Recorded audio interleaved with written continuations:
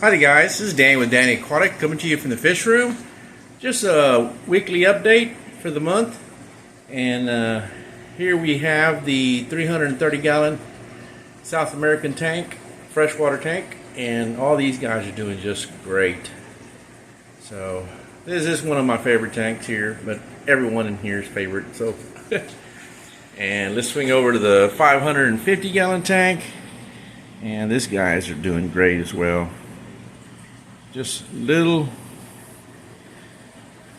hard to see because I can't really back up far enough to get this tank all in the view here. So let me get a little closer. We can see some of these guys here a little closer.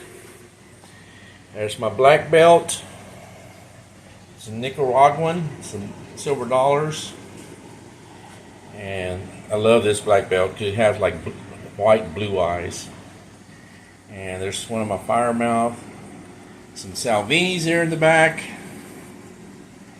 These guys are notorious for territorial positions, and they'll nitpick at each other for a little bit, and that's it, and they're gone. And the firemouths do the same thing, and they're getting antsy right now because they haven't ate, and they're getting ready. And I'm fixing to feed them here in a little bit. And there's my Gordo. Jack Dempsey. He's one of the oldest fish in any of the tanks. He was a rescue fish, actually came with the aquarium. He was left to die basically in the aquarium that he was in, and the guy said, well, you can have him because he didn't have no place for him. And these are some of my regular Viejas. These guys are just beautiful, and I'm not sure if they're male or female, but they are gorgeous. I love the coloration of these fish. They're just beautiful colors. And there's my Paco. He's up there at the top. He's ready to stomp some food down. I actually cut up some tilapia yesterday, and they feasted. They really liked it. There's one of my turquoise sevrum. I did have one a few days ago. It passed away. I had pulled him out of the tank to try to see, because once I notice a fish that's kind of in a corner, something's wrong.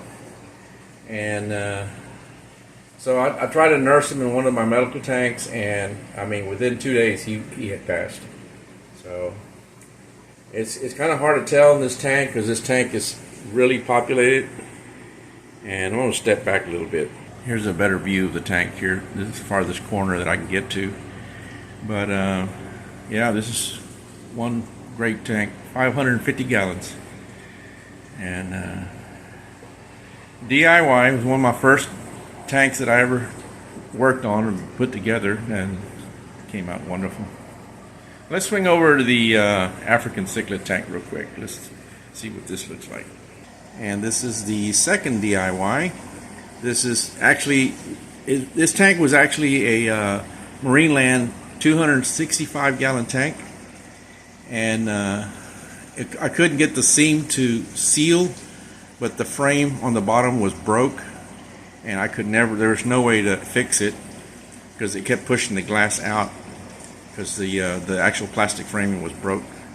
So I just went ahead and dismantled it and saved the glass panels. I lost two of the side panels. They actually broke on me, but the front and rear and the lower sections, I kept them. So actually I can actually make another 8-foot tank because the glass is actually 7 feet. So this one is basically 8 foot wide as well. But this is only like about 275 gallon tank, but it's not real deep.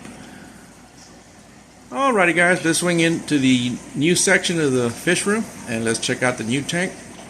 And here is the new 450 gallon tank. Still got a little, I wouldn't say it's bacterial bloom going, but I think it's a lot of the tannins from the wood. It's still making it a little tan color, and it hasn't really cleared up completely. So it just takes time on some of these. My 550 used to do the same thing when I had that big trunk in there, that wooden oak trunk, and it took a couple of months for it to clear up. But all in all, the fish are thriving. I mean, the color doesn't affect them any. and because the water quality is great, it's just the color.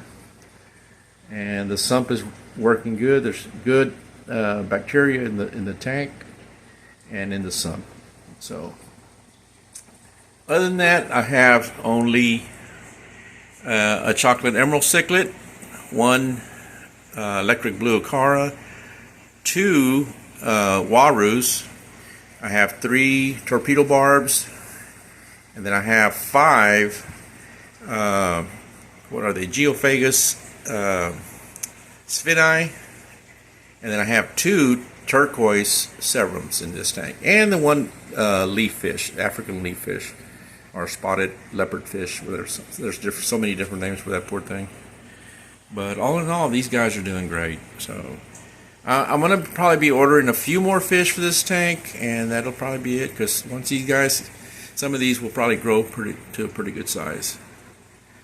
Alrighty, let's swing over to the other tank that I have in here. This is another 150 gallon tank, and this is really kind of a spare tank to harbor all of the African cichlids that don't want to cooperate or be in other community tanks that I have. Some of these are just Mbuna, the mostly females that are haps and peacocks. So I've taken them all out of the 275 because the males would really basically kill each other just trying to get to one female. So I had to give them a place. Most of these came from places where I would order like 4 or 5, and they were small, they were unsexed, and thinking that I want to get a male, and a lot of times I'd end up no males and just a bunch of females. So sometimes it's probably depending on what you want to do. You know, if you want to just spend the money and know that you're getting just males, it's sometimes better off instead of just throwing money away. But live and learn a lot of times, but I mean, it makes for a peaceful tank. And now if you want to take the females and put a couple together with another male, and you could actually do some breeding, but I don't want to raise no fish. So the ones that do pop up every once in a while, they're by accident. So mostly the Mbuna in the 55 gallon tank that I have inside. And then these guys here, these are my albino convicts. That's a 30 gallon tank.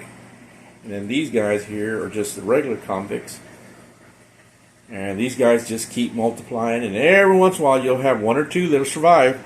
After they'll have some down here on these stones, under the stones, and there'll be 15 or 20 or 30 of them, and 1 or 2 of them will survive. Because I don't make no attempt to try to get them out anymore, because it's crazy. Here, like this one here, she has a bunch of little tiny fry here in the back, and you can kind of see them. And if they get a little bit bigger, they're still around, I might put them in one of the little tanks and let them grow out, because I'd really like to build a bigger tank and put one in here across, eliminate this 30 gallon and put maybe 125 gallon, because I love the white fish. I think they are so pretty, the albinos. Alrighty guys, other than that, let me swing over real quick to the 20 gallon tank that I have here. And this is actually took the place of the one that I had inside, the 20 long, and I brought the fish and put them in here. And actually they share the tank with my you can see him right there. He is my tire track eel, and he comes out every once in a while just when I get ready to feed. So he's poking out, he's getting ready because he knows that I'm fixing to feed them. And he's a little slow grower, because I thought they were going to grow fast, because they say they get pretty good size. So all in all, and then I have one single fish in this tank, just most of it hospital tank, and then the same for the little bottom one. They're just 2 hospital tanks.